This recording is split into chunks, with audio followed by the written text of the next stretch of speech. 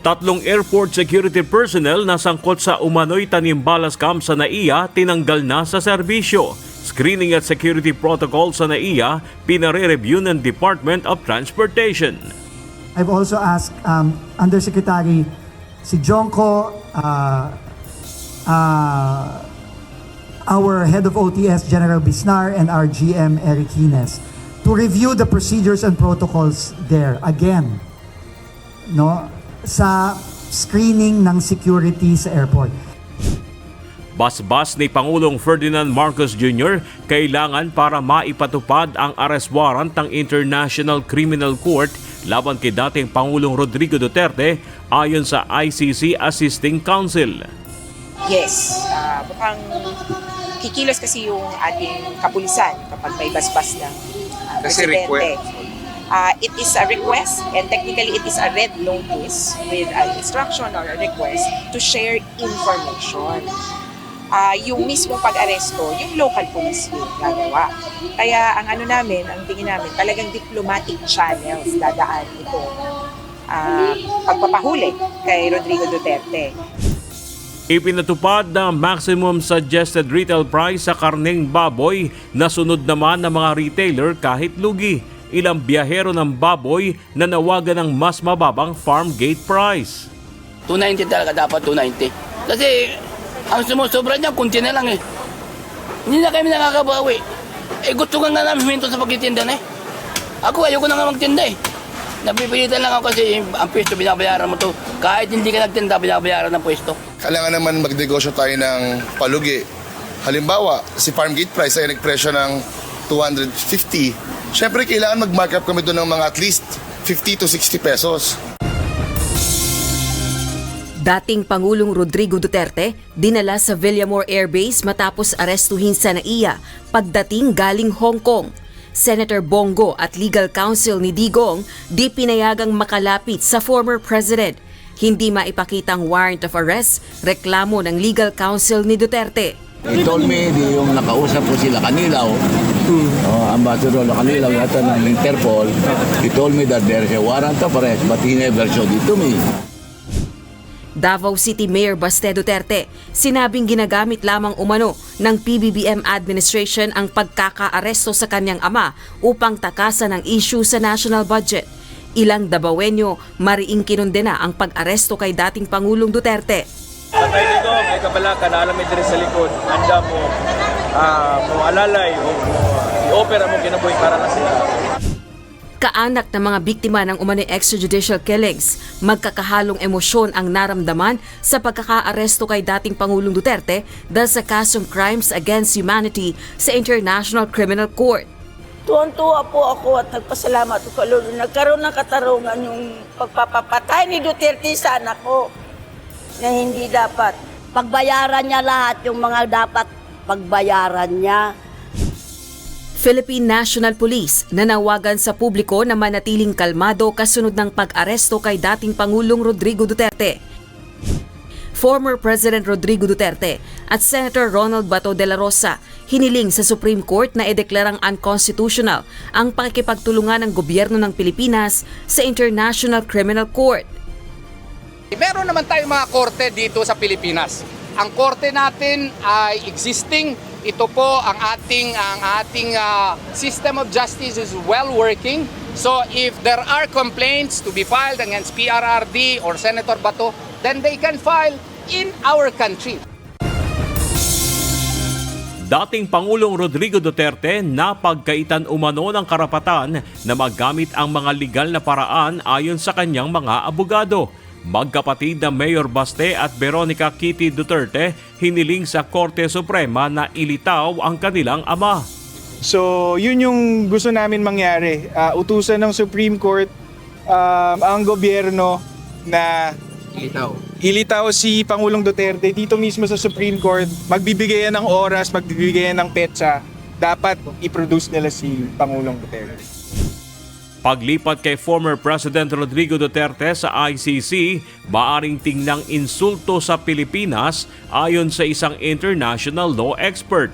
Hindi pwedeng iiwanan natin ng katanungan lamang at hindi nasagot ito ng Korte Suprema or ng ating batas. So it will resolve matters that are brought to it in the exercise of its judicial power. Ilang House leaders naniniwalang dapat nang bumalik sa pagiging miyembro ng International Criminal Court ang Pilipinas. I totally agree that the Philippine government should rejoin with the ICC or to sign again as a member of the Rome Statute. Dismissed Banban Mayor Alice Go, sinampahan ng karagdagang kaso ng National Bureau of Investigation. Ilang PAGCOR employees kasama sa kakasuhan. In the acquisition of these properties, sinabi ni Alice Goo na siya ay si Alice Goo at that she is a Filipino citizen.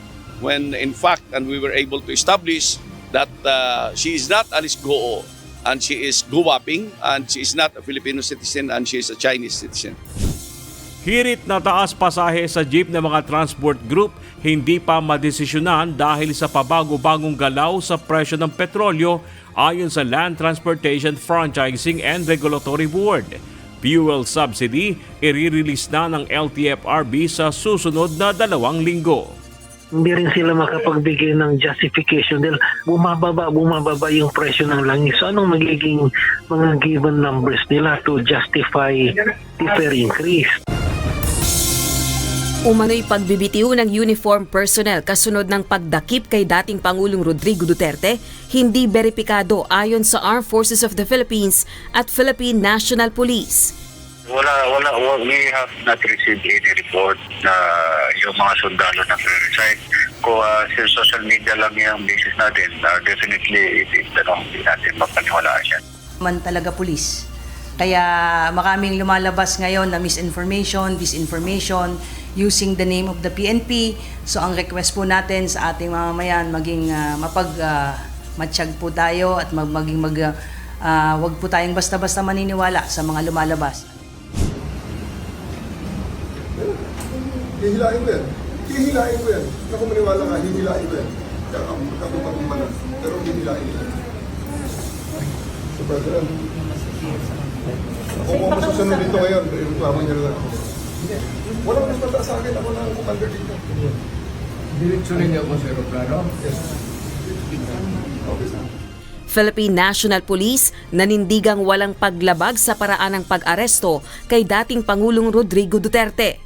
PNP, itinangging may umiyak na mga pulis nang maaresto si FPRRD. It is our opinion, ma'am, na nasunod po yung proseso. Kaya nga sabi ko nga sa iyo, we exercise maximum tolerance o kung may mas higit pa sa maximum tolerance po, ayun po ang ginawa po ng PNP. Dating Presidential Spokesperson Secretary Harry Roque, sasampahan ng kasong inciting to sedition ng National Bureau of Investigation. Sana malinawan ng isip ng ating mga kababayan na itong mga ganitong klaseng tao, hindi sila leader pero nakakagalit na magtatawag ng people power pero siya mismo nagtatago. Ano ba? Kung matapang ka, labas ka dito, alika.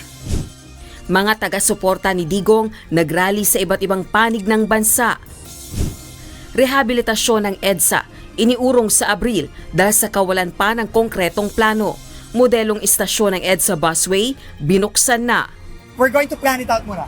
Mahirap kasing magplano ng patsi-patsi. Kailangan ng plano kasi 1 taon tong rehab na to halos para sa ASEAN next year. So, kailangan ganun din yung planning.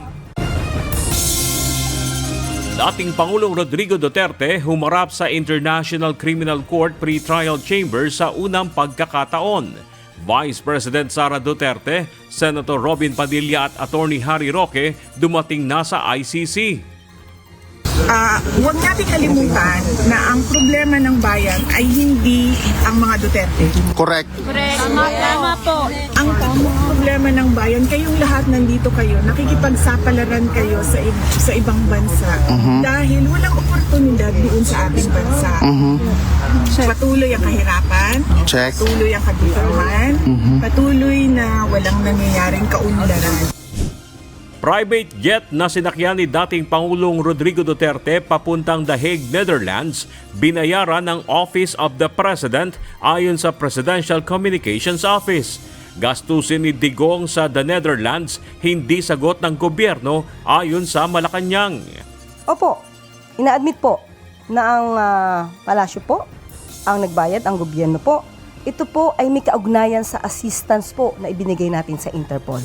Pero lahat po ng mga gastusin, like for example for legal counsel and all, private capacity na po yun ni former president. Sa kanya dapat manggaling yun. Opo, kahit nga po sa mga complainants, hindi rin po yan talaga sagot ng gobyerno dahil may kanya-kanya po silang mga abogado at sabi nga po natin, wala po tayong responsibilidad o wala tayong hand over the ICC proceedings.